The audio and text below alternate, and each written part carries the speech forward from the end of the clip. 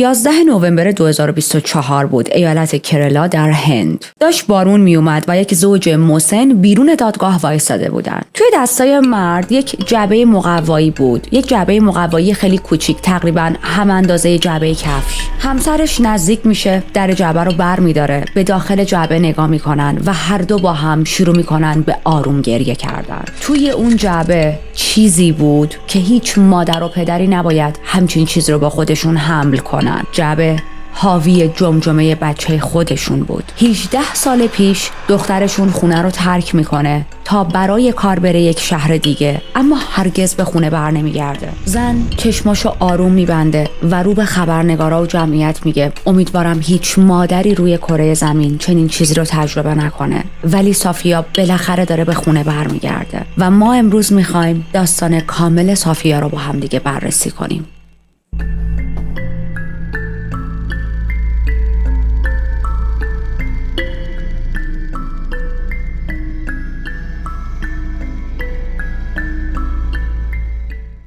خوش اومدید به یک اپیزود جنایی دیگه. من ریتا هستم و توی این چنل شیرجه میزنیم تو عجیب ترین داستان‌ها و کیس های جنایی از کل دنیا. یادتون باشه با سابسکرایب کردن و روشن کردن زنگوله کنارش ویدیوهای جدید رو از دست نمیدید. و همونطوری که از اینترو فهمیدید، پرونده‌ای که امروز براتون آوردم از دل هنده.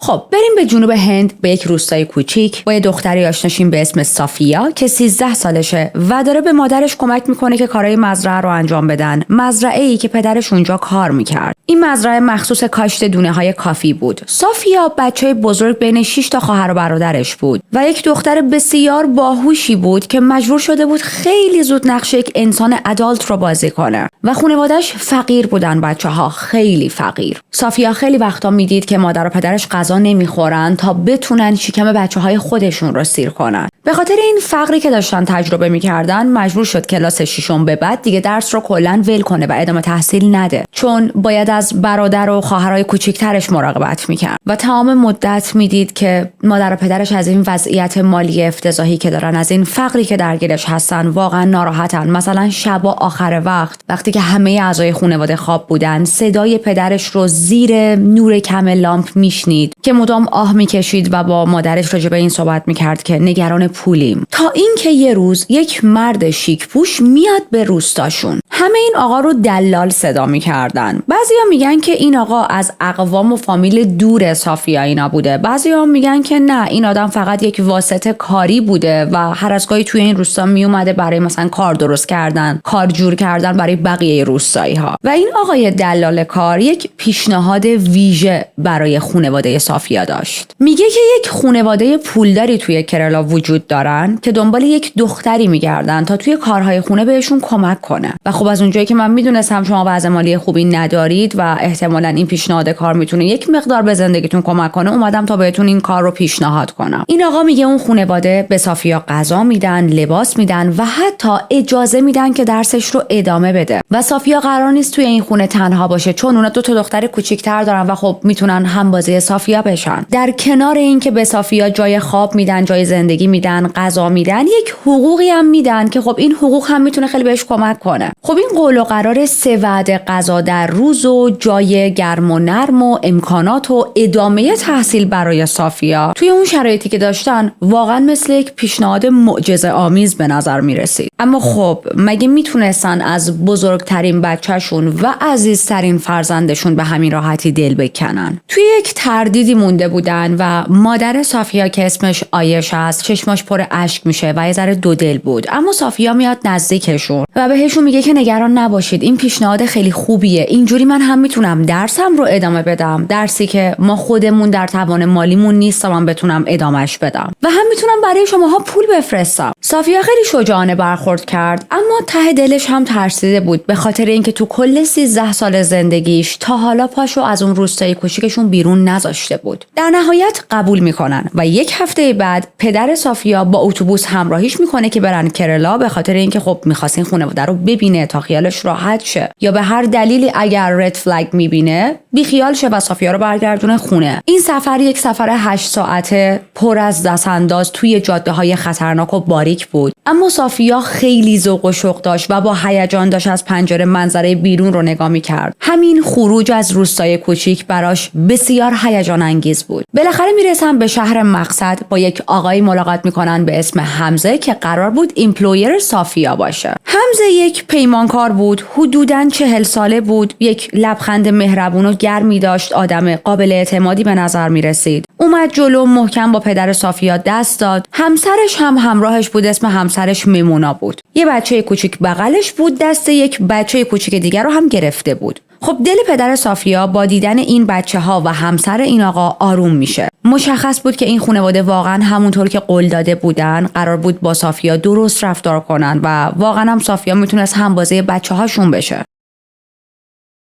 همونجا دم سکوی اتوبوس صافیا پدرش رو بغل کرد برای خداحافظی، یه ذره با هم حرف زدن و پدرش بهش گفت به زودی میایم دنبالت. حمزه به پدر صافیا اطمینان میده که اصلا نگران نباش، به خاطر اینکه صافیا قراره مثل دختر بزرگتر خودمون باشه. یه مقدار بزنیم جلو. الان مدتیه که از زندگی کردن صافیا با این خانواده گذشته، هر از گاهی با خانواده‌اش تماس میگیره. بخشی از اون حقوق ناچیزی که داره میگیره رو برای خانواده‌اش میفرسته، در واقع بخش بزرگ و زیادیش رو. و توی تماس‌های تلفنی که با خانواده‌اش داشت مدام میگفت که همه چیز اوکیه، من حالم خوبه، تنها موضوعی که داره اذیتم میکنه اینه که خیلی دلم برای شماها تنگ شده. میگفت از شرایطم راضیم، خانواده خوبی ان، به من اهمیت میدن و خب منم دارم کارا رو میکنم دیگه. ولی مادر صافیا این مدلی بود که دلش آروم نبود و همش میگفتش که حس میکنم یه چیزی درست نیست. پدرش بهش میگفت نگران نباش، صافیا الان دیگه مثل یک آدم بزرگساله، اگر چیزی اشتباه بود به ما میگفت، تو داری الکی نگرانی به خرج میدی. ولی مادر صافیا میگفت میدونی صافیایی که قبلا خیلی پرحرف بود الان خیلی آروم و کوتاه حرف میزنه پای تلفن و این صافیای همیشگی نیست، اون شور و شوق و هیجان همیشگی رو نداره. توی چند تا تماس بعدی پدرش با صافیا صحبت میکنه و چند بار ازش میپرسه که صافیا چیزی شده، اما خب صافیا هر بار میگفت نه همه چیز اوکیه. و خانواده‌اش با خودشون این فکر رو کردن که به احتمال زیاد دلیل کم حرف شدنش اینه که خب obviously رفته یک جای غریب، بالاخره توی اون شهر، توی اون منطقه جدید، آدم‌ها رو نمیشناسه، احساس غربت میکنه، به علاوه اینکه هم داره کار میکنه هم داره درس میخونه. خب این خیلی طبیعیه که بی‌حوصله‌تر یا کم حرف‌تر شده باشه یا حتی خیلی وقتا پای تلفن خسته باشه. یک مقدار دیگه بزنیم جلو تا اینکه یک بعد از ظهری حمزه با پدر صافیا تماس میگیره. به محض اینکه پدر صافیا تلفن رو برمی‌داره، حمزه با یک صدای مضطرب و یک جورایی که انگار داشت فریاد میزد میگه که الو ببین گوش کن، صافیا گم شده. ما برای یه سفر کاری موقت رفته بودیم گوا و دیشب برگشتیم کرلا. امروز صبح صافیا داشت با بچه‌های من بازی میکرد و ما همین که پشتمونو کردیم و مجدد برگشتیم دیدیم صافیا توی حیاط نیست. ما همه جا رو گشتیم، کل محل رو دنبالش گشتیم، اما انگار آب شده رفته تو زمین و فکر میکنیم که یکی صافیا رو دزدیده. سریع خودتو برسون اینجا، به خاطر اینکه تو پدرشی و باید با هم بریم تا به پلیس خبر بدیم. و پدر صافیا خشکش زده بود، باورش نمیشد چیزایی که شنیده درسته، اما اصلا فرصت نکرد چیز بیشتری بپرسه، به خاطر اینکه حمزه سریع تلفن رو قطع کرد. تنها چیزی که گفته بود این بود که سریع خودشو برسونه اینجا. اما یه مشکلی بود، این خانواده انقدر فقیر بودن که حتی پدر صافیا پول اینو نداشت که بتونه یک بلیتی برای مثلا اتوبوس بخره و بره به کرلا. و این پول بلیت اتوبوس که میگن فکر نکنید حالا یه مبلغ تقریبا زیادیه، نه، یه چیز هلوش 4-5-6 دلار بود پولش. به هر حال باید میرفت تا توتوشو در بیاره که چه بلایی سر صافیا اومده، یعنی چی گم شده، یعنی چی یکی دزدیدتش. پس به هر دری که میتونه میزنه تا بتونه یه مقدار پول جور کنه. یه مقدار توی خونه زنجبیل داشتن، اینا رو میفروشه و از اون طرف یکم از یکی از همسایه‌هاشون پول قرض میگیره تا بالاخره میتونه پول این اتوبوس رو برای رفت و برگشت جور کنه. قبل از اینکه بره یادش اومد که دخترش عاشق انگوره. یه نوع انگور توی هند وجود داره، مثلا میشه بهش گفت انگور وحشی. و خب یه درخت از همین انگور توی حیاط خونه‌شون داشتن. یه مشت با خودش شید و فکر کرد به محض اینکه صافیا رو برگردونم خونه این انگورا رو میدم بهش، چون عاشق این انگوراست.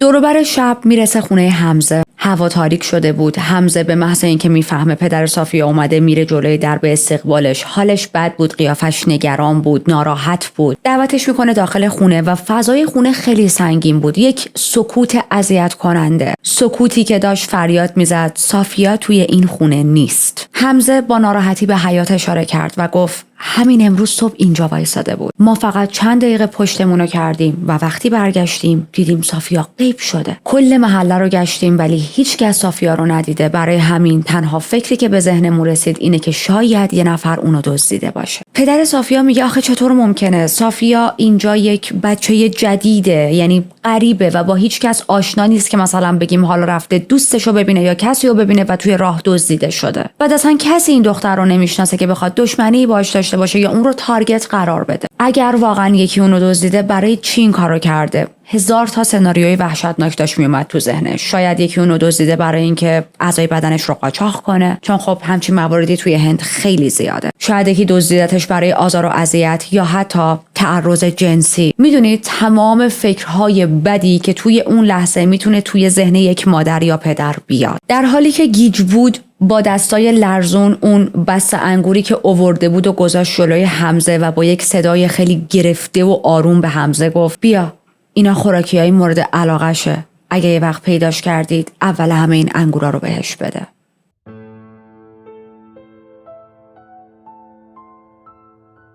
حمزه به پدر صافیا گفت همین الان باید بریم اداره پلیس. تا الان هم دیر شده و از صبح تا حالا که صافیا گم شده معلوم نیست ما چند ساعت رو از دست دادیم. و واقعا حمزه داشت راست میگفت، به خاطر اینکه چند ساعت اول مفقودی یک نفر، مخصوصا یک کسی که ماینره و زیر سن قانونی، خیلی مهمه. میرن اداره پلیس، یک گزارش مفقودی برای صافیا توی تاریخ 21 دیسمبر پر میکنن. در واقع 21 دیسمبر سال 2006. و حمزه و پدر صافیا حالشون به شدت بد بود و خیلی نگران بودن. پلیس از حمزه میپرسه که تو کی هستی؟ و حمزه توضیح میده که من کارفرماش بودم ولی خب صافیا یه جورایی مثل خانواده‌مون بود. من یه جورایی مثل عموی ناتنیش میشدم و خواهش میکنم این پرونده رو پیگیری کنید. الان احساس میکنم یکی از دخترای خودم رو از دست دادم. خب طبیعتا اینجا پلیس باید به حمزه یک گیر کوچیکی بده، به خاطر اینکه صافیا زیر سن قانونیه و داره کار میکنه و این موضوع توی هند ممنوعه. افرادی که زیر 18 سال هستن حق کار کردن ندارن، مثل خیلی جاهای دیگه توی دنیا.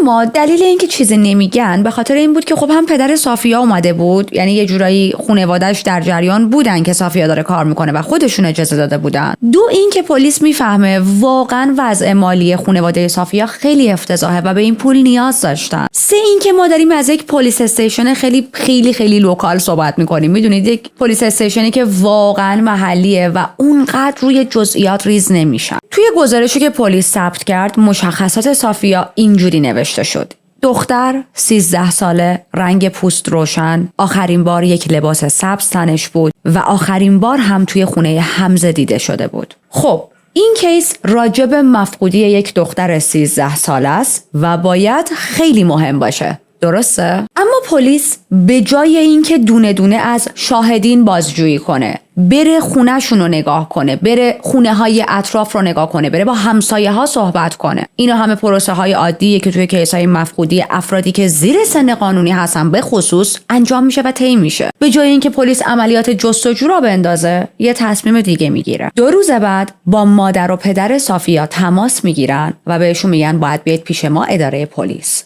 و انگشت اتهام رو میگیرن سمت خود مادر و پدر صافیا. مادر و پدرش میرن به اداره پلیس ظلم میزنه تو چششون و یه جورایی با فریاد، با صدای خیلی بلند، با خشم و عصبانیت میگه ما یه سری دلیل داریم که شک کردیم به شماها برای اینکه شماها میدونید دخترتون کجاست و شماها دارید دروغ میگید که دخترتون گم شده. شما در واقع میخواید از خانواده حمزه اخاذی کنید به خاطر اینکه میدونید وضع مالیشون خوبه. برای همین نمایش آدم ربایی رو انداختید.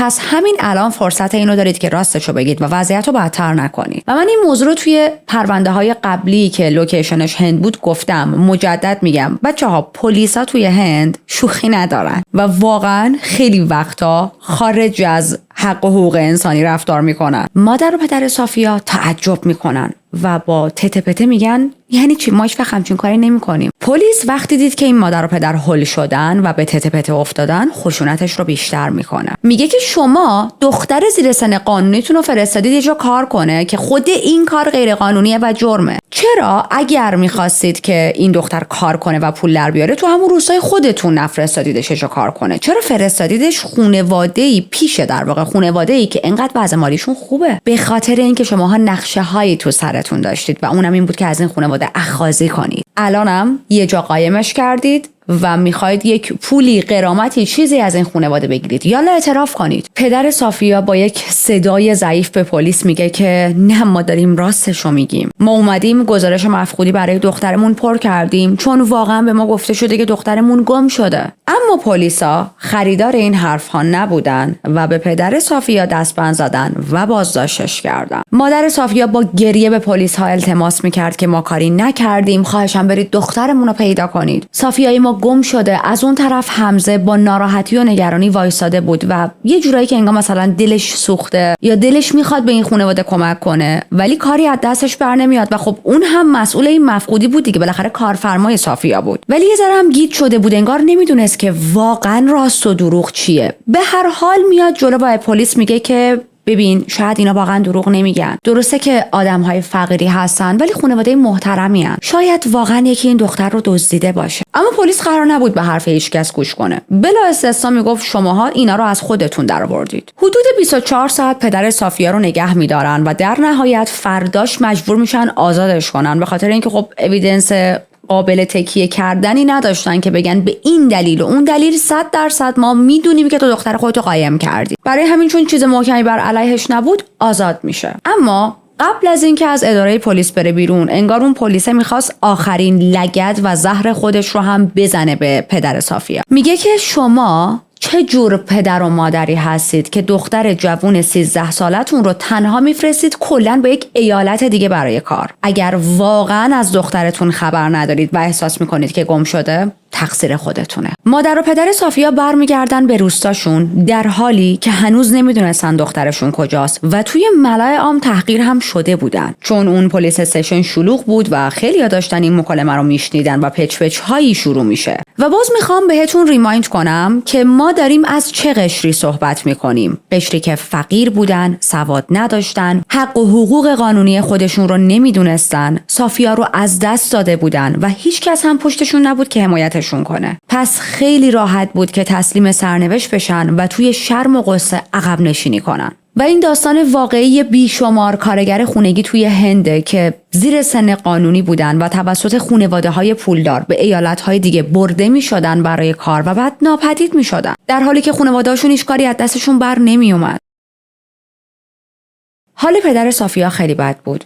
همش انگار گیج و منگ بود، مدام یه گوشه میشست و لحظه خدافزیش با صافیا رو مرور میکرد. مدام به خودش لعنت میفرستاد که چرا اجازه دادم صافیا برای کار بره به یک ایالت دیگه. اما مادرش آیشه نمیتونست آروم بشینه. روز سومی که از مفقودی صافیا گذشته بود، رو به همسرش میکنه و میگه ببین ما باید یه کاری بکنیم. اگر پلیس هیچ کاری نمیکنه و نمیخواد دخترمون رو پیدا کنه، خودمون باید بریم و پیداش کنیم. از اون طرف یک گروه کوچیکی از مددکارهای اجتماعی و اکتیویست ها بوی این قضیه به مشامشون رسید. یکیشون شنید که یک مادر و پدری مدام دارن دور و بر اداره پلیس میچرخن و دخترشون گم شده و دارن برای دختر مفقودیشون گریه میکنن و پلیس هم کار خاصی نمیکنه. برای همین میره دیدار این مادر و پدر، میره سراغ خانواده صافیا و حرفهاشون رو میشنوه و داستان رو کامل میفهمه و خیلی عصبانی میشه، نه فقط به خاطر اینکه صافیا مفقود شده بلکه به خاطر رفتار گند پلیس که انگار نه انگار. این آقا این مادر و پدر رو با چند تا فعال حقوق بشر محلی آشنا میکنه و این آدما همه دور هم جمع میشن تا راجع به مفقودی صافیا یک برنامه‌ای بریزن، یک نقشه‌ای بچینن و بتونن یک کاری بکنن. خیلی زود یه سری پوستر روی دیوار ظاهر میشه با این نوشته که صافیا کجاست؟ عدالت برای صافیا، دختر 13 ساله‌ای که از خونه کارفرماش گم شده. و اینجوری کم کم یک کمیته اقدام برای صافیا متولد شد. یه سری جستجوی نامحدود رو توی شهر شروع کردن، کاری که پلیس باید میکرد و همه این چیزایی که دارم براتون تعریف میکنم چند ماه طول میکشه. چند ماه الان گذشته، همچنان صافیا پیدا نشده. ما رسیدیم به اوایل سال 2007 و بالاخره برای اولین بار اسم صافیا راهش به روزنامه‌های محلی باز میشه و مادرش عایشه تبدیل شده بود به چهره اصلی اعتراضات. یک مادر ساده روستایی که سواد و اطلاعات کافی هم نداشت، اما هر روز زیر نور خورشید یا بارون‌های موسمی که به وجود می اومد میشست یه جا، یه نوشته یه تابلو مانندی دستش گرفته بود که عکس دخترش روش بود و روش نوشته بود بچه من کجاست؟ مادرش اصلا درست حسابی غذا نمیخورد، یه جورایی در طول روز فقط با یه فنجون چایی یا یه تیکه میوه زنده مونده بود. مردم رد میشدن این صحنه رو میدیدن، بعضیا عبور میکردن، بعضیا وای میستادن و سوال میپرسیدن که داستان چیه. بعضیا برای یه روز کامل کنار مادرش میشستن، بعضیا روز بعد میومدن. حتی یه سری از دانشجوها آخر هفته ها میومدن کنارش تا سالیداریتی خودشون رو نشون بدن. مغازه‌دارای محلی کم کم شروع کردن به آب و غذا دادن به معترضهایی که تعدادشون داشت روز به روز بیشتر میشد. و اینجوری بود که کم کم یک موج بزرگی از دل یک گروه کوچیک اکتیویست بیرون اومد و این کمیته اقدام برای صافیا تبدیل شد به یک جنبش بزرگ که 120 روز طول کشید. و 120 روز یعنی 4 ماه زیر آفتاب داغ یا 4 ماه زیر بارون‌های یهویی فصلی. عایشه خیلی وقتا زیر این بارونها خیس خالی میشد ولی از جاش تکون نمیخورد. خیلی وقتا از شدت تابش نور خورشید به سرش از حال میرفت، اما همچنان با امید و خشم زنده بود. امید داشت که شاید صافیا هنوز یه جایی زنده باشه، شاید بشه نجاتش داد، شاید بشه کاری کرد. و خشمگین بود از اینکه چرا اونایی که در رأس قدرت هستن مثل نیروی پلیس هیچ کاری نکردن. در واقع نیروی پلیس حتی به این خانواده ضربه هم زدن و دستگیرشون کردن و بهشون تهمت زده بودن. تا برسیم به اپریل سال 2007 که انقدر سر صدای این کیس زیاد میشه که مقامات دیگه نمیتونستن نادیدش بگیرن. نماینده محلی مجلس موضوع رو توی پارلمان ایالتی مجبور میشه که مطرح کنه. وزیر کرلا میاد بررسی میکنه و تصمیم میگیره که این پرونده اصلا نباید زیر دست پلیس محلی باشه، به خاطر اینکه مشخص پلیس محلی قشنگ فاسده. برای همین میاد یک دستوری میده و اواسط سال 2007 کرایم برانچ کرلا کیس رو کامل میگیره دست خودش. و اینجا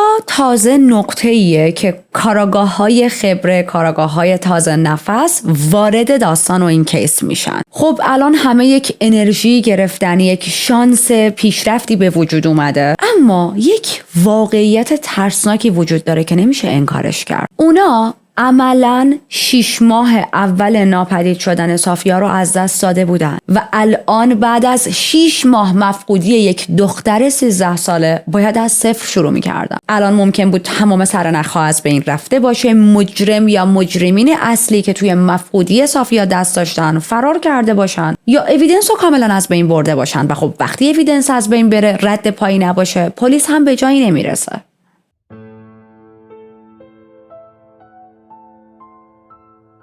البته کار این پلیس ها خیلی هم سخت نبود. خب صافیا آخرین بار کجا دیده شده بود؟ خونه حمزه. پس باید میرفتن و تحقیقاتشون رو از همون خونه و در و همسایه ها شروع میکردن. تیم دایره جنایی هم مستقیم رفت سراغ حمزه تا ازش بازجویی کنن، اما اون خیلی محکم چسبیده بود به همون حرفهایی که قبلا هم به پلیس زده بود. میگه که صافیا تا 20 دیسمبر با ما بود و بعد یهو توی حیاط خونه گم شد. یه حرف دیگه به پلیسا میزنه، میگه که شاید دختره دوست پسر مخفی داشته. من شنیده بودم که مردم در موردش یه حرفایی میزنن و یه پچپچایی میکردن، شاید اصلا با اون پسر فرار کرده و رفته. خب این حرف میتونه حرف مهمی باشه اگر واقعا پای یک نفر دیگه ای در میون بود، اما از طرفی هم یه مقدار حرف عجیبی بود برای پلیسا. چون ببینید صافیا یک کودک 13 ساله بود که به خاطر سن، فرهنگ و محیطی که داشت توش بزرگ میشد اصلاً به ارتباط با جنس مخالف حتی فکر هم نمی‌کرد. چه برسه به اینکه بخواد بره با یک پسر دیگه ای آشنا شه و دوست پسر داشته باشه و با هم فرار کنن.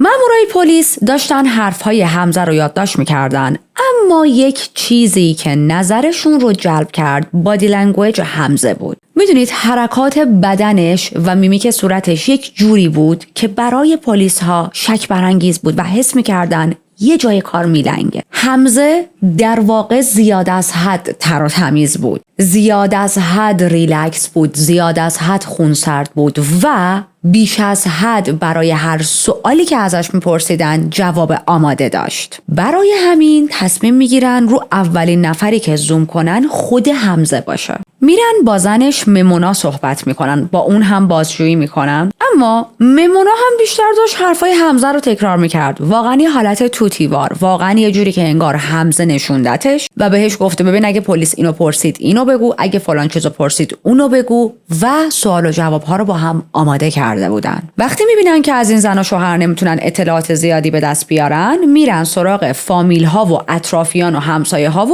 کارگرهای خود حمزه و یک اسمی که مدام بین همه تکرار میشد، عبدالله، اسم برادرزن حمزه بود. نه اینکه بقیه بگن عبدالله مثلا صافیا رو دزدیده و یه بلای سرش آورده، نه، اما این مدلی بودن که همه یکسره میگفتن حمزه با این عبدالله نام خیلی رفیقه، خیلی با هم این داداشای جونجونی میمونن. اما یه چیز این وسط عجیبه، عبدالله تو گوا داره زندگی میکنه، یک ایالت دیگه. گوا کجا؟ کرلا کجا؟ پس تصمیم میگیرن که برن فعالیت‌های عبدالله رو هم رصد کنن و اون رو هم از نزدیک ببینن. اول همه میرن گوا تا با عبدالله صحبت کنن و عبدالله خیلی از پلیس فرار میکرد، میپیچوندشون، هی میگفت امروز نیستم، فردا بیایید، فرداش میگفت کار دارم، پس فردا بیایید. و این دوری کردن از پلیس و پیچوندن پلیس توی همچین کیس حساسی خودش خب خیلی شک برانگیزه. برای همین پلیس تصمیم میگیره که دیگه رسما بگه باید بیای اداره پلیس های گپ دوستانه، از اون گپ‌های دوستانه معروف تو پرونده های هندی با هم بزنیم. دیگه عبدالله نمیتونست نره، چون احتمالاً دیگه واقعا با چوب و کتک می آوردنش. پس میره توی اتاق بازجویی نشسته،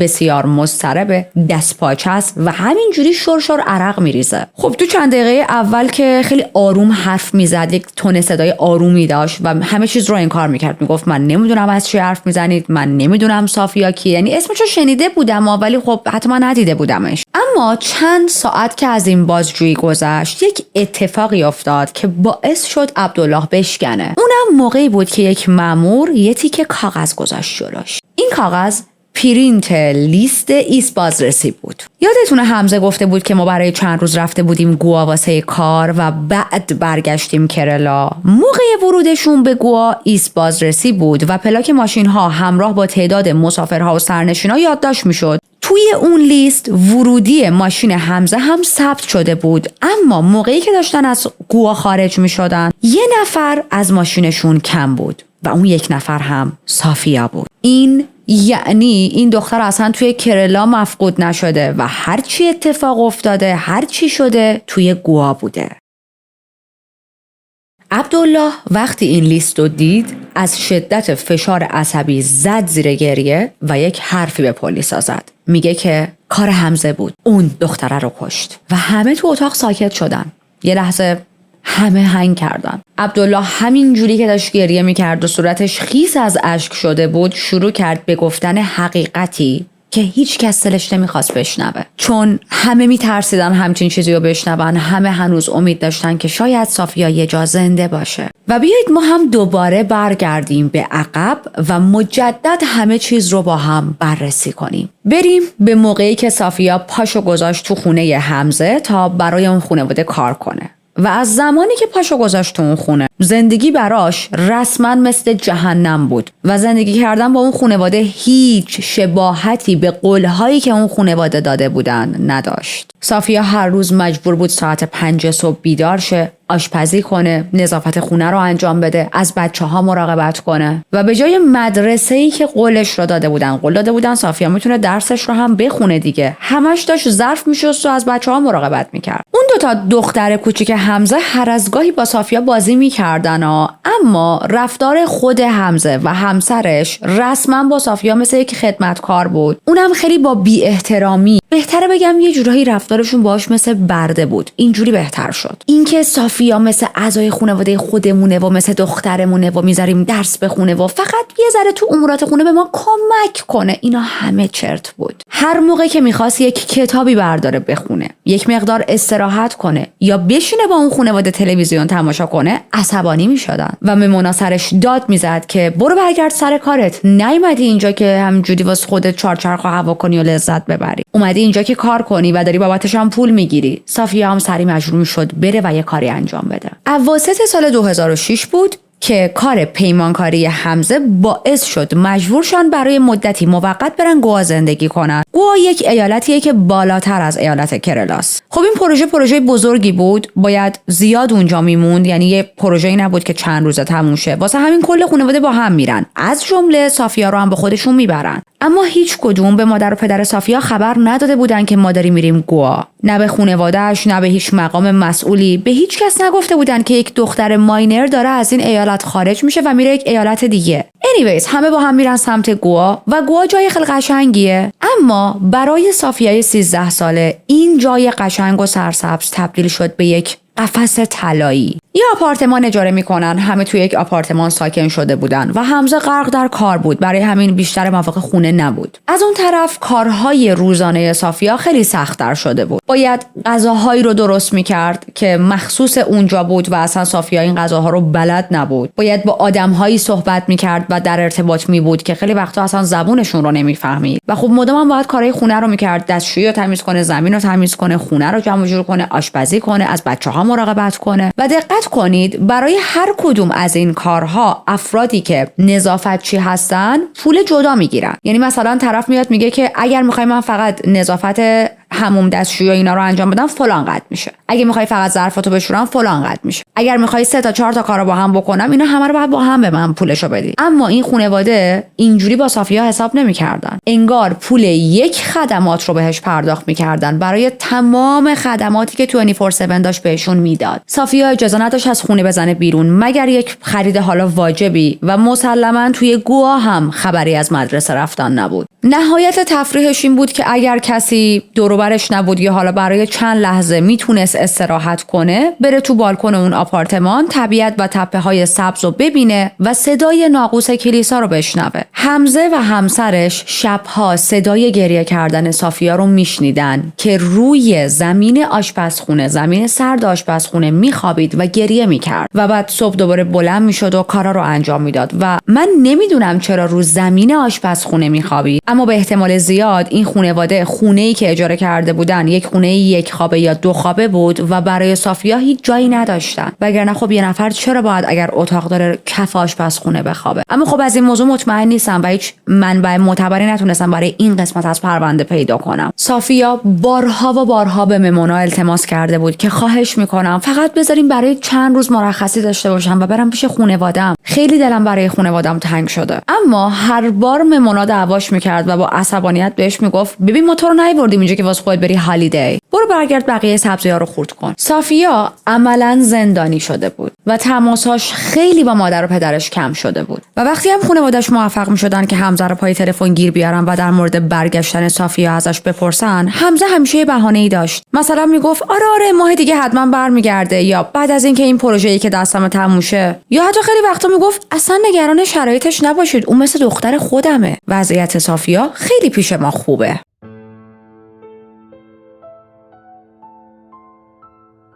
مادر و پدر صافیا خیلی نگرانش بودن، اما از اون طرف انقدر فقیر بودن که هیچ پولی نداشتن تا بتونن خودشون تنها برن گوا و صافیا رو برگردونن. و الان از اینکه دخترشون رو فرستاده بودن واقعا پشیمون بودن، ولی کاری نمیتونستن بکنن جز اعتماد کردن به حرفهای حمزه. کار دیگه از دستشون برمی اومد نه. تا برسیم به دیسمبر 2006 که خب توی دیسمبر معمولا همه جای دنیا زمستونه، اما تو گوا زمستون فقط یک کلمه توی دیکشنریه. روزا بسیار هوا گرمه و خب پر از توریست هم میشه. روز 15 دیسمبر که قرار یک حادثه عجیب و ناگهانی توی آشپزخونه اون خونه اتفاق بیفته. صافیا طبق معمول همزمان با هم داشت چند تا کارو انجام میداد. هم داشت کف زمین و خونه و آشپزخونه رو تمیز میکرد، هم داشت غذا درست میکرد. چون اگر اینجوری همزمان چند تا کار رو با هم انجام نمیداد، کاراش عقب میافتاد و غر میشنید از اون خانواده. صافیا همینجوری که داشت کارا رو با هم انجام میداد، دستشو دراز میکنه که قابلمه رو روی گاز برداره، اما لیز میخوره روی زمین، چون که زمین هنوز خیس بود و خب همونجوری که اشاره کردیم اون مجبور بود همزمان چند تا کارو با هم انجام بده و همین باعث میشه میکشه که دستش بخوره به قابلمه و آب جوش بریزه رو سر تا پای صافیا. این آب به شدت جوش بود و پاها و شکم صافیا رو کاملا سوزوند. صافیا از درد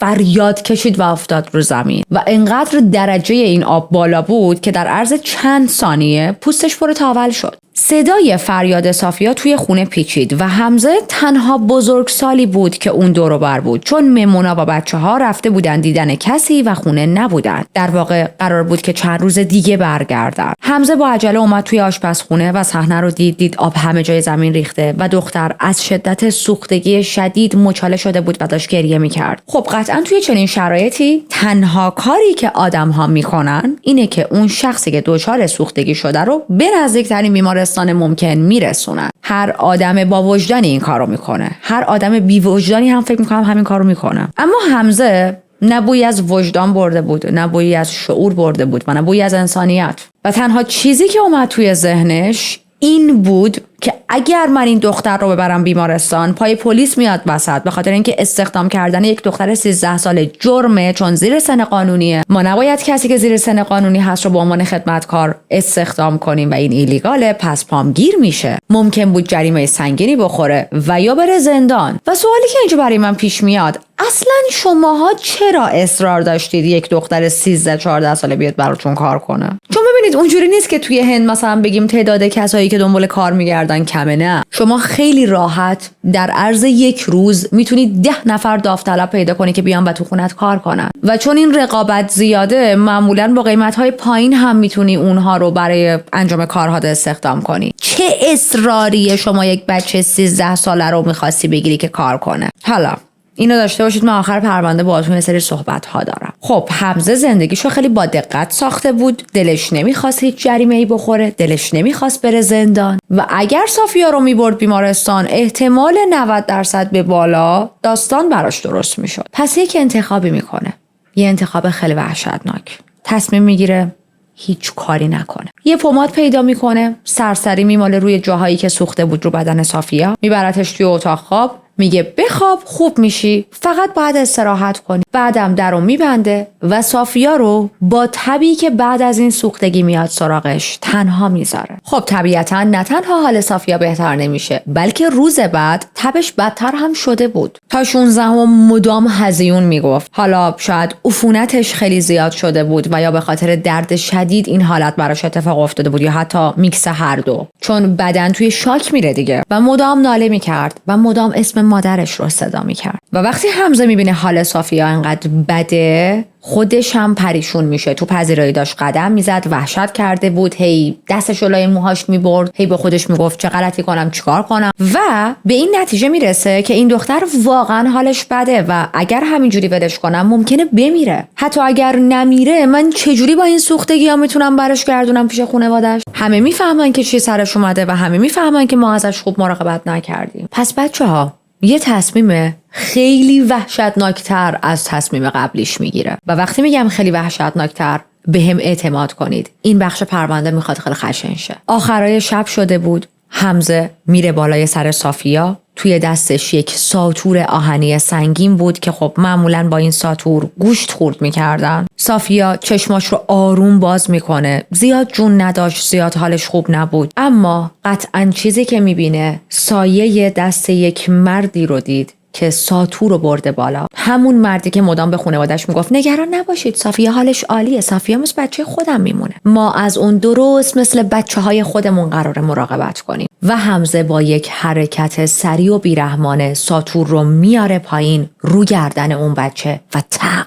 به گردن صافیا ضربه میزنه. ضربه جوری نبود که مستقیم گردنش قطع شه، اما اونقدری محکم بود که همون لحظه صافیا جونش رو از دست بده. حمزه میره عقب، داشت نفس میزد و یکم مکس میکنه، یکم فکر میکنه تا سنگینی کاری که انجام داده براش جا بیافته. اما میخوام در نظر داشته باشید که اینا صحبتهای خودشه و ما نمیدونیم که واقعا ریاکشناش تو اون لحظه چی بوده. anyways میبینه که روی زمین یک دریاچه خون درست شده، یک بدن بی جون افتاده یه گوشه و اون الان یک دختر 13 ساله رو به قتل رسونده. ولی این یک قتل معمولی نبود. منظورم اینه که این قتل توی یک لحظه عصبانیت یا جنون آنی اتفاق نیفتاده بود. اصلا این قتل کاملا برنامه ریزی شده بود، حساب شده بود. اون ساعتهایی که صافیا حالش بد بود توی تخت، داشت عرق میریخت از تب، داشت هزیون میگفت و بدنش پر از درد بود، حمزه داشت تو خونه راه میرفت و با خودش دو تا چارتا میکرد که چی کار کنم بهتره. اون نه از روی خشم، نه بای اکسیدنت، بلکه یک تصمیم دو تا چارتایی کرد برای محافظت از خودش و جون صافیا رو گرفت و الان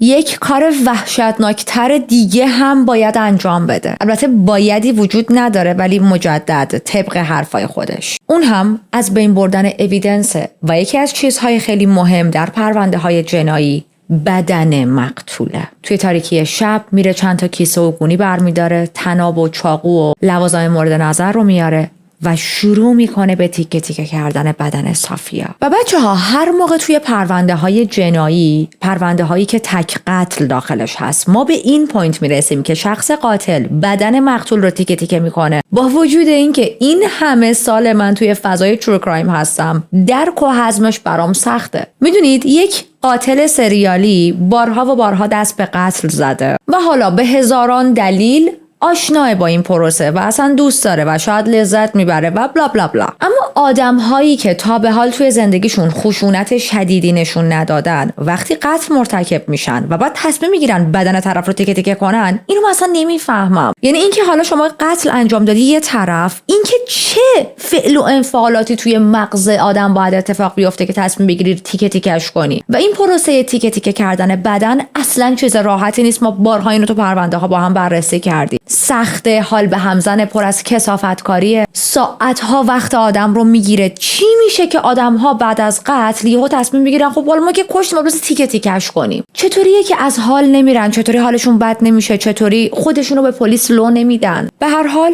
جسد رو به تیکه‌های کوچکتر تقسیم کرد، بقایا رو ریخت توی 2 تا کیسه یا گونی بزرگ. من میگم کیسه یا گونی به خاطر اینکه بعضی جاها گفته بودن گونی، بعضی جاها گفته بودن کیسه و خب تو گونی نمیشه یه جورایی. نمیدونم، احساس میکنم گونی جنسش یه جوریه که خب خون ازش پس میده. ولی به هر حال من عین چیزایی که تو منابع بوده دارم بهتون میگم. و obviously الان آپارتمان غرق در خون شده، برای همین با عجله شروع میکنه با وایتکس و یه سری مواد تمیز کننده دیگه همه جا رو سابیدن. دستشویی همون پر خون شده بود، آشپزخونه کثیف بود، اتاق خواب کثیف بود. پنجره ها رو باز میکنه تا بوی خونی که تو کل خونه پخش شده بود و همینطور بوی اون همه سفید کننده و وایتکس و اینا از پنجره خارج شه. بر اساس تحقیقات بعدی پلیس، همسایه ها اون شب به هیچ چیزی شک نکرده بودن، نه صدایی شنیده بودن و نه متوجه بوی خون یا بوی تمیز کننده شده بودن. پس این نشون میده که حمزه خیلی سریع این قتل رو انجام داده، جوری که صافیا حتی نرسیده فریاد بزنه. همونطوری که اشاره کردیم، حمزه توی خونه تنها بود و خانواده‌اش رفته بودن چند روز یه جا یکی از حالا دوستا یا اقوامشون رو ببینن. این کیسه یا گونی ها رو میکشونه میبره سمت ماشینش هم توی کوچه خلوت پارک شده بود، یعنی مجدد کسی نمیبینه که حمزه داره یه سری کیسه مشکوک رو توی ماشینش میذاره. الان نصف شب شده و میبینه که بیشتر از این دستنها از پس انجام این کار بر نمیاد. پس با یک کسی که مثل چشماش بهش اعتماد داره تماس میگیره و اون یک نفر عبدالله، برادرزن مورد اعتماد و دستیار وفادارش بود. عبدالله هم خیلی دور نبود، سر یک پروژه‌ای بود که اون ساختمون یه مقدار با حمزه فاصله داشت، پس خودش رو به سرعت میتونه برسونه پیش حمزه. توی تاریکی شب این 2 تا مرد همو میبینن. حمزه موضوع رو به عبدالله میگه، کیسه ها رو منتقل میکنه به جیپ عبدالله و با هم به سمت شرق میرونن، چراغ خاموش، به خاطر اینکه میخواستن توی اون جاده که هر چند یک جاده متروکه بود کمترین جلب توجه اتفاق بیفته. میرسن به این منطقه جنگلی نزدیک مرز گوا و کارناتاکا که به خاطر پناهگاه حیات وحش معروف بود. این مرز میرن سمت یک سد خاکی نیمه کاره کنار یه رودخونه خشک شده. یک گودال نیمه کنده از قبل وجود داشت که با چند دقیقه کار با بیل مکانیکی میتونستن گودال رو عمیق‌تر کنن و خب این کار رو هم میکنن. بعدش کیسه ها رو پرت میکنن توی چاله، یه مقدار خاک و آهک میریزن روش تا تجزیه شدن جسد رو سریع‌تر کنن و گودال رو کامل پر میکنن.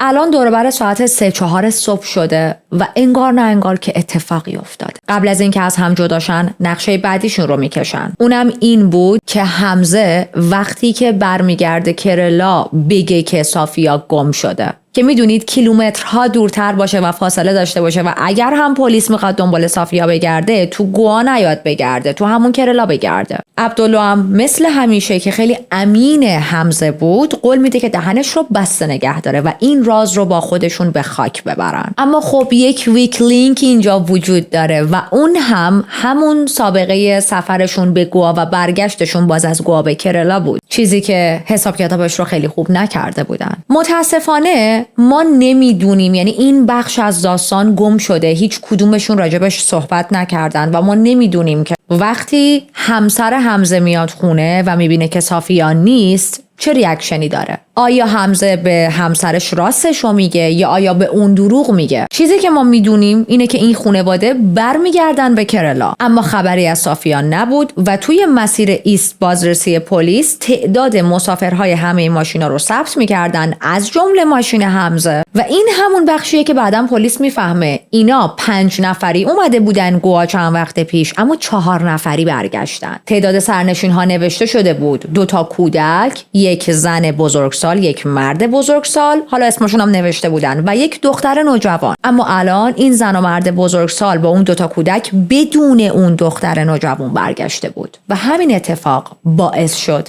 که پای حمزه گیر بیفته و به عبدالله برسن. الان حمزه از گوا همراه با خانواده‌اش برگشته، خیلی شاده، خوشحاله، با همه همسایه ها و اطرافیان احوال پرسی میکنه، خیلی راحت میره سر کار. و این موضوع به خودی خود خیلی عجیبه. تو 1 دختر نوجوان رو به قتل رسوندی، اونم با یک روش خیلی خشن و تیکه تیکش کردی و جسدش رو جا خاک کردی، چطور اصلا ناراحت نیستی؟ بعدها همه اطرافیان به پلیس میگن ما ذره به این آدم شک نکردیم، چون انقدر وقتی از سفر برگشته بود خوشحال بود که ما اینجوری بودیم که اوکی، یه سفر کاری تفریحی موفق با خانواده‌اش برگشته. و نکته ناراحت کننده میدونید چیه؟ اینکه هیچ کس نپرسید صافیا کجاست. حالا یا خیلی‌ها اصلا نمیدونستن که این خانواده یک خدمتکار جدیدی به اسم صافیا گرفتن، یا اگرم میدونستن برای کی اهمیت داره که راجع به یک خدمتکار سوال بپرسن.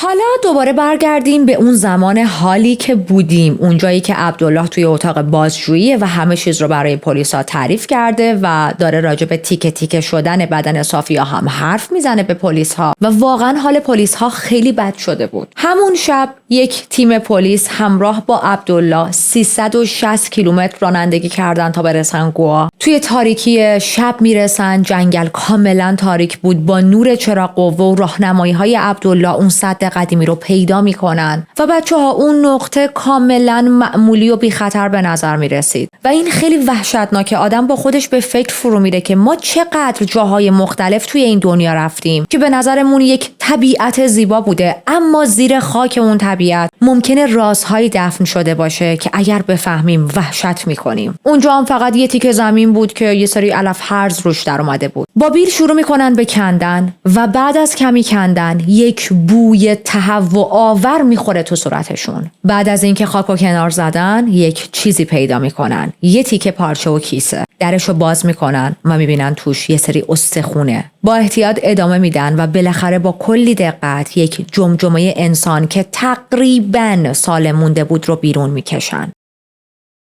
یه لایه گل روی اون جمجمه نشسته بود، اما یه ذره که اون لایه گل و خاک و اینا رو میزنن کنار، میشد یک ردی از ساختار صورت یک انسان رو دید. خب این جمجمه 100% متعلق به یک آدم بود. یکی از کارآگاه‌ها توی همون تاریکی قیافه و چهره‌ای که ذره‌ای دیگه باقی مونده از این جمجمه رو با عکس صافیا که خانواده‌اش داده بودن و تو دستش بود مقایسه میکنه و خب به نظر شبیه میاد، ولی همونطوری که اشاره کردم این جمجمه در حال تجزیه شدن بود و نمیتونستن بگن 100% صافیاست. از اون طرف هم بدنش تیکه تیکه شده بود، اما با مشخصات ظاهری، اون لباس سبزی که تنش بود و آخرین چیزهایی که از صافیا دیده بودن، این حدسو میزنن که بله، به احتمال زیاد این جمجمه، این تیکه های بدن متعلق به صافیاست. به هر حال برای اینکه بتونن علمی هم ثابت کنن که بله این جمجمه و بقایای بدن متعلق به صافیاست، همه چی رو جمع میکنن، بک میکنن تا ببرن آزمایشگاه. صافیا الان پیدا شده، ولی نه اونجوری که همه منتظرش بودن و الان روز 5 جون سال 2008 که خبر تو کل کرلا میپیچه. خبر این که بقایای استخونای صافیا توی گوا پیدا شده. حمزه رو به جرم قتل بازداشت میکنن و موقعی که مادر و پدر صافیا از این خبر وحشتناک با خبر شدن از حال رفتن. حمزه رو توی خونش دستگیر میکنن. پلیس صبح زود رفت سراغش و وقتی که داشتن میبردنش بیرون همه همسایه ها از لای در و پنجره داشتن همه چیو نگاه میکردن و محله خیلی به هم ریخته بود. بعضیا شاک بودن، اصلا فکرشو نمیکردن که اون مرد آروم و محترم ته کوچه بتونه همچین کار وحشتناکی بکنه. یه سریام یه پچپچایی میکردن که ما از همون اول اصلا از این خانواده خوشمون نمیومد و به همه چی مشکوک بودیم. وقتی که رفتن توی اتاق بازجویی، حمزه اولش صورتش و رفتارش خیلی بی‌حس و بی‌تفاوت بود، اما وقتی با شهادت عبدالله و استخونای روی میز روبرو شد دیگه راهی نداشت و مجبور شد که کامل اعتراف کنه. خب با اتهامات سنگینی مثل قتل، دزدی و قاچاق بچه زیر سن قانونی روبرو بود، به علاوه این که اویدنس رو هم از بین برده بود. میمونا و عبدالله رو هم به خاطر حبس کردن بچه و از بین بردن مدارک و کمک توی این جرمی که اتفاق افتاده بود دستگیر کردن، اما اونا با اتهامات سبکتری روبرو بودن. حتی اون پلیس های محلی که از ابتدا باعث شدن این پرونده خیلی عقب بیفته هم به عنوان متهم پاشون گیر شد، ولی ما نمیدونیم چی کارشون کردن. فقط بهشون اخطار دادن، جریمشون کردن، از کار اخراجشون کردن یا حتی حبسی بهشون دادن. یکم دیگه بزنیم جلو، برسیم به سال 2012 و دلیل این وقفه هایی که میفته به خاطر اینکه توی هند اینجور چیزا عادیه. توی هند کیس های جنایی خیلی کند جلو میره. بعد از سالها کشمکش اداری بالاخره دادگاه برگزار میشه. سالن دادگاه بچه‌ها جای سوزن انداختن نداشت. هم خبرنگارا اومده بودن، هم مردم محلی اومده بودن، هم تمام حامی‌های صافیا، اونایی که در جریان پروندهش بودن. بعضیاشون روبان مشکی زده بودن که روی این روبان نوشته شده بود عدالت برای صافیا. و توی دادگاه 64 تا سند و 12 تا مدرک وجود داشت، از جمجمه و استخونا گرفته تا گزارش‌های پزشکی قانونی تا حتی اون ساتور و چاقویی که از خونه حمزه پیدا کرده بودن. حتی یک باتل تمیز کننده تو خونش پیدا کردن که روش رد خون صافیا بود. یعنی این آدم کامل هم صحنه رو تمیز نکرده بود. شاهد پشت شاهد می اومد و شهادت میداد بر علیه حمزه. پدر صافیا میاد صحبت میکنه، میگه که چطوری حمزه اونا رو گول زد، صافیا رو برد، چطوری بهشون دروغ گفت، چقدر بهشون وعده وعید داد و هیچ کدومو عملی نکرد. آیشه مادر صافیا میره توی جایگاه صحبت میکنه. یک عکس رنگ رو رفته و تنها عکسی که میشه گفت از صافیا موجوده بالا میگیره و میگه که این مرد قاتل دختر منه.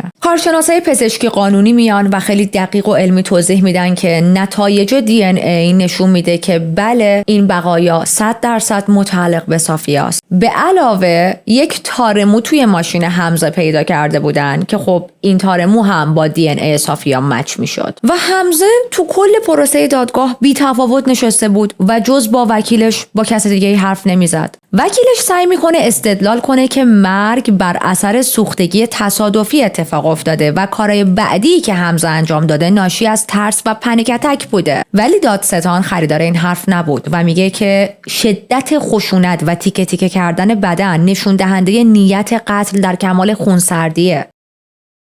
و این حرف دادستان واقعا درسته، چون ما این موضوع رو هم تو پرونده های جنایی خیلی زیاد دیدیم. اون کسی که میترسه و پنیک میکنه چنین قتلی مرتکب نمیشه. پنیک شدن چند دقیقه است، نه اینکه شما در کمال ریلکسی برای تیکه تیکه کردن یک نفر برنامه بریزی و انجامش بدی. تا برسیم به جولای 2015 قاضی قرار بود حکم نهایی رو اعلام کنه. قاضی میگه که حمزه توی تمام موارد گناهکاره، اصلا شکی توش نیست و مجازات اعدام رو براش در نظر میگیره. قاضی میگه که این یکی از عجیب ترین قتل هایی بود که من در طول حرفه کاریم باهاش روبرو شدم. و بعد از اعلام این حکم اعدام بیرون دادگاه یکی شروع میکنه به طبل زدن که این کار توی کرلا یک نوع رسمه که وقتی عدالت اجرا میشه طبل میزنن. حالا من نمیدونم آیا تو تمام نقاط هند همین کارو میکنن یا نه، اما بر اساس تحقیقاتم متوجه شدم که تو کرلا میکنن این کارو. ولی بچه‌ها کنار این تقریبا میشه گفت خوشحالی که بقیه به خاطر حکمی که حمزه گرفته بود داشتن میکردن، یه سری نکات منفی و ناراحت کننده هم وجود داشت. مثلا دادگاه میمونا و عبدالله رو محکوم کرده بود، ولی خب با حکم‌های خیلی سبک‌تر. در واقع هر کدوم فقط 3 سال قرار بود زندان بگیرن که رو هم همون هم اعتراض میزنن، درخواست تجدید نظر میکنن و آزادی مشروط میگیرن، با وثیقه آزاد میشن. حالا باز ممونا هیچ جا صحبت نشده که واقعا توی این پروسه دست داشته یا نه، ما نمیدونیم. ولی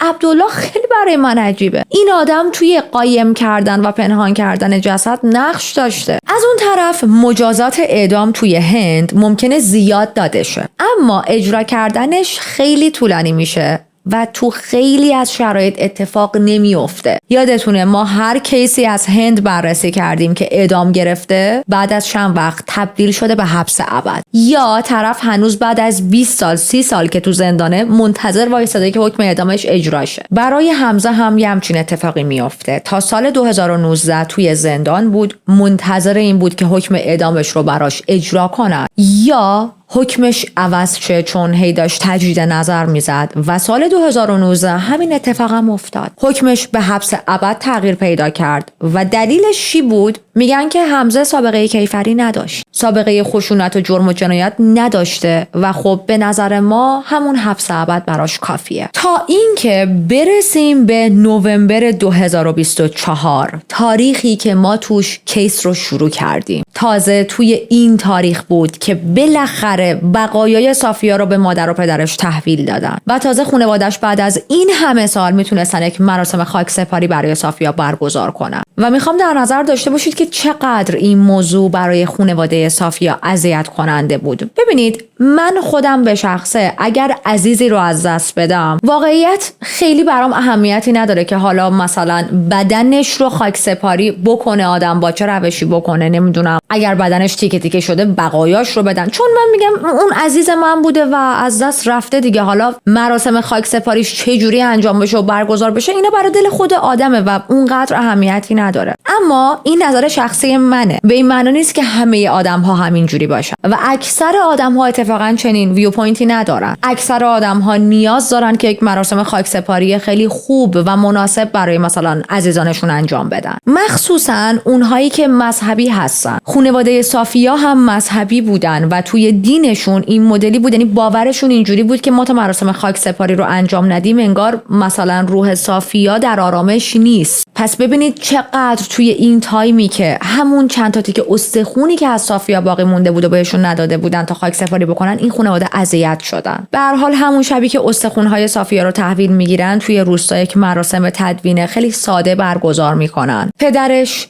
چند تا انگور از همون انگور وحشیا که صافیا همیشه عاشقش بود و میذاره روی سنگ قبر صافیا و خب حال همه بد بود، چون همونطوری که اشاره کردیم اونجا یک روستای کوچیکی بود که تقریبا همو میشناختن و حسشون یک هم روستایی نبود، حس خانواده داشتن همه به هم. همه اعضای اون روستا احساس میکردن که خودشون یکی از اعضای خانوادهشون رو از دست دادن و این بود از داستان صافیای 13 ساله که نتونست حتی وارد دنیای بزرگسالها بشه، نتونست خیلی از چیزهایی که ما تجربه کردیم تو زندگیمون رو اصلا تجربه کنه. و من مثل همیشه هر آنچه راجع به این پرونده به دست آوردم و در اختیارتون گذاشتم، اما مثل روال همیشگی که توی این چنل ما داریم، بیایید قبل از خدافظی چند لحظه راجع به مقتولمون صحبت کنیم. 13 سالگی سن رویا بافتنه، نه نون آور خانواده بودن. سن قهر و آشتی با دوستاس و بازی کردن و نه حبس شدن توی یک قفس طلایی توسط آدم بزرگا. پرونده امروز تقدیم به صافیا که صدای خنده هاش توی مزرعه قهوه جا موند و اون انگورایی که پدرش براش کنار گذاشته بود هیچ وقت به دستش نرسید. یاد صافیا زنده و گرامی. ممنونم که با من همراه بودید تا یک کیس جنایی دیگر رو با هم بررسی کنیم. یادتون باشه که اگر هنوز به جمع ما اضافه نشدید، با سابسکرایب کردن چنل میتونید که جمع ما رو بزرگتر کنید و خیلی پرونده غم انگیزی بود. اصلی ترین دلیلی که من این پرونده رو انتخاب کردم، البته به جز علاقه شماها به پرونده های هندی، این بود که نشون میداد این کیس چطوری آدم‌ها توی هند، بعضیاشون دیگه، حالا نه همشون، ولی بعضی از آدم‌ها توی هند یا میشه گفت تو کل دنیا، با داشتن یک جایگاه بالاتر، با بودن توی طبقات اجتماعی بالاتر، خیلی راحت میتونن به خودشون اجازه بدن برای اینکه از زیر یک مسئولیتی شونه خالی کنن جنایت انجام بدن و خیلی وقتا هم راحت از زیرش فرار میکنن. و باور کنید تعداد کمیشون مچشون گرفته میشه مثل کیس امروز. و بچه‌ها این فقر طبقاتی توی هند خیلی زیاده. یعنی همین الان هم که ما توی سال 2026 هستیم، شما قشنگ این اختلاف طبقاتی و رفتارشون با آدم‌هایی که پایین‌تر از خودشون هست و رفتار بدشون رو می‌بینید. یعنی رسما اونهایی که بازم میگم نه همه ها، ولی خب زیاد این مورد دیده میشه، خیلی هایی که یک کم دستشون به دهنشون میرسه، طبقات اجتماعی پایین تر از خودشون رو رسما آدم حساب نمیکنن و ممکنه خیلی باهاشون بد رفتار کنن. دوست داشتم با انتخاب این کیس به خودم، به شماها، به همه یادآوری کنم که ما همه انسان هستیم و جان همه جاندارها، جان همه انسانها فارغ از جایگاه اجتماعیشون عزیز و مهمه. و چیز اصلی که گفتم آخر پرونده میخوام بهتون بگم، یه سری نکات توی این کیس برای من خیلی عجیب بود. نمیدونم چرا، ولی احساس میکنم پای توی این کیس مطرح شده بود. اول از همه بگم این چیزایی که الان میخوام تعریف کنم اصلاً پایه و اساس واقعی نداره. چجوری بگم؟ یعنی مدرک و اویدنسی براش توی دادگاه مطرح نشده. حتی من زیاد ندیدم که آدم‌های دیگه توی سوشال میدیا راجع به این چیزایی که میخوام بهتون بگم صحبت کنن و این فقط یک حس درونی خودمه. اوکی، اما بچه‌ها آمار توی هند خیلی بالاه. اکثر قتل هایی که اتفاق میفته به خاطر همین موضوع منبوله. با یک گوگل ساده میتونید این آمار بالای رو ببینید. یک مرد توی خونه تنها بوده در حالی که زنش رفته بوده سفر و یک دختر 13 ساله هم پیشش بوده و این مرد هیچ کاری نکرده. نمیدونم، اصلا حس خوبی ندارم. بله این بخش که بدن صافیا سوخته بود درسته، اما اگر که اول بهش کرده بود بعد خودش اومده و مثلا آب جوش ریخته باشه روش که یه جورایی این موضوع رو پنهان کنه چی؟ یا اصلا شاید موقع کردن بهش دست صافیا خورده و اون آب جوش ریخته شده روش. اگر که این کار رو انجام داده و بعد که به خودش اومده فهمیده چی کار کرده، فهمیده که تعرض جنسی کرده به این دختر و اگر که این دختر همینجوری بمونه همه چیز رو ممکنه یه روزی لو بده چی؟ میدونید سناریوی عجیبی نیست و بعدش صافیا رو به قتل رسونده باشه. چون ببینید تمام این روایت های خودش رو با آب سوزوند و چند روز تب کرده بود و بلا بلا بلا چیزایی که از زبون خود حمزه اومده بیرون و حمزه یک قاتله و قاتل‌ها خدای دروغگویی ان. بدن صافیا هرگز برای تعرض جنسی بررسی نشد. جسد رو تقریبا بعد از 1.5 سال پیدا کردن و یه جورایی اسکلت ازش باقی مونده بود و خب توی این شرایط هیچ بافت نرمی باقی نمیمونه که پزشک قانونی بتونه روش آزمایش انجام بده و بفهمه که آیا به یک نفر اتفاق افتاده یا نیافتاده. و این یکی از تلخترین بخش‌های جنایت‌هایی هست که جسد مقتول دیر پیدا میشه. خیلی از مدارک از بین میرن به خاطر مرور زمانی که بهش خورده. خیلی از رازها با گوشت و پوست تجزیه میشن. ولی این برای من یکم منطقی نیست که چرا یک نفر فقط برای اینکه خدمتکارش رو نبره بیمارستان یهو کشتتش و بعد بدنش هم تیکه تیکه کرده. و باز همونجوری که عقب‌تر یه جا وسط کیس گفتم اصلا تو چرا می‌خواستی یه دختر 13 ساله بیاد تو خونتون کار کنه؟ چون وضع مالی این خانواده خوب بود. اونجوری نبود که بگیم از پس یه ذره پول بیشتر دادن به یک خدمتکار برمی اومدن خوبم برمی اومدن. چرا شما اصرار داشتی یک دختر 13 ساله بیاد اونجا کار کنه؟ دختر این تو کت من نمیره. ببینید حمزه آدم احمقی نبود. انقدر زرنگ بود که تونست چند ماه از دست پلیس فرار کنه و به همه دروغ بگه و تظاهر کنه به اینکه هیچ اتفاقی نیفتاده. میتونست همون موقعی که اگر طبق حرفای خودش سوختگی برای صافیا اتفاق افتاده به پدرش زنگ بزنه و بگه که ببین بچت سوخته، بیا ببرش بیمارستان و من پول بلیت اومدنت هم میدم اگه نداری. میدونید میتونست با یک سیاستی این موضوع رو حل کنه. چه اتفاقی به جز سوختگی افتاده بود که تو نتونستی به خانواده صافیا بگی و تصمیم گرفتی که در جا صافیا رو به قتل برسونی و بدنش رو هم تیکه تیکه کنی که یه وقت چیزی متوجه نشن بعدها؟